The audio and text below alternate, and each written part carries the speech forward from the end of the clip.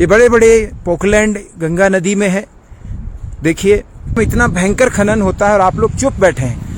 ये पत्थर लगाया गया है, देख लीजिए। अब कोई आ जा नहीं सकता है। करूं तो गंगोत्री क्षेत्र में स्वतंत्र पत्रकार लापता हो गए, कोई पता नहीं चला। उसके बाद किसी की बहू बेटी को बलात्कार करके नदी में फेंका जाता है, उस पर भी कोई आवाज नहीं उठाता।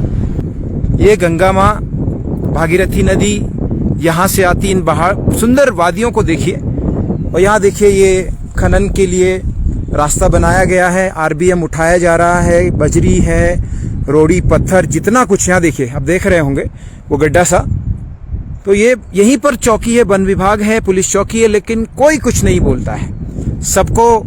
सबकी मिली भगत लग रही है। ये देखिए ये बड़े बड़े पोकलैंड गंगा नदी में है, देखिए। और इसके ऊपर सुखी गांव पड़ता है, फिर झाला है, फिर हरसिल है, फिर जसपुर है, पुराली है, फिर धराली है। धराली के सामने फिर एक और गांव मुखबा है। तो 7-8 गांव पड़ते हैं, देखिए। तो इन सारे गांव को भी मैं पूछना चाहता हूं कि आपके क्षेत्र में इतना भयंकर खनन होता है और आप लोग चुप बैठे हैं। देखिए इतने बड़े बड़े पोकलैंड हैं, यहाँ पर ये पत्थर लगाया गया है, देख लीजिए। अब कोई आ जा नहीं सकता है। और ये लोग पत्थर हटाते हैं रात में, इस बड़े पत्थर को, बोल्डर को हटाएंगे और फिर रात में भरपूर अपना खनन करेंगे। तो दूसरी बात, ये खनन किसकी देखरेख में हो रहा है? सरकार ने कहा है कि 300-400 करोड़ रुपए भाजपा सरकार ने या उत्तराखंड सरकार ने, धामी सरकार ने इसके पुनः निर्माण के लिए दिया है। लेकिन हो क्या रहा है? क्या ये है उत्तराखंड का निर्माण? ये है करोड़ों रुपए की लागत से होने वाला निर्माण? देखिए इतना सारा रेता बजरी दिख रहा है आपको, ये सारा खनन में उठाया जाएगा। और इससे आम जनमानस को क्या मिलता है? सिर्फ महंगाई की मार।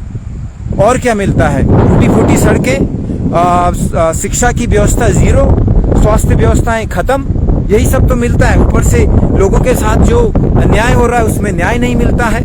कर्नल कोटियाल जो आम आदमी पार्टी से लड़े, उनको लगभग आपने 6-7 हजार कुछ वोट दिए थे।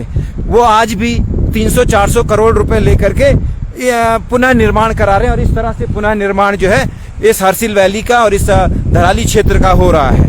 एक और बात, मैं इधर जितने 7-8 गांव मैंने बताए, सुखी टॉप हो गया, हरसिल, धराली, पुराली, जसपुर, झाला, मुखबा, भाई आपको एक बात बताना चाहता हूं कि जब आपके क्षेत्र में खनन होता है तो उसमें 25% का जो अंशदान है, यानी 1 करोड़ में से 1 करोड़ का खनन हुआ तो 25 लाख रुपए आपके गांव को मिलता है हर बार। अगर साल में 2 बार हो रहा है तो 2 बार मिलेगा, 1 बार हो रहा तो 1 बार मिलेगा। तो अब आप बताइए कि अगर यहाँ करोड़ों का हो रहा है और धराली में हर जगह मैं देखता हूँ कई जगह खनन हो रहा है, क्या आपके गांव में करोड़ों रुपए आए हैं? 25 सालों से इस तरह की योजनाएं चल रही है। अंशदान के लिए कौन बोलेगा? बोलते क्यों नहीं है आप लोग अपने जनप्रतिनिधियों को क्यों नहीं बोलते कि करोड़ों रुपए आना चाहिए? आपके गांव तो वैसे ही अमीर हो जाएंगे। सिर्फ वाइब्रेंट विलेज बोल करके आपको कुछ नहीं मिलने वाला है, क्योंकि शासन प्रशासन में बैठे हुए लोग बहुत मक्कार हैं, बहुत चोर हैं। उन्हें सिर्फ और सिर्फ तनख्वाह के अलावा जो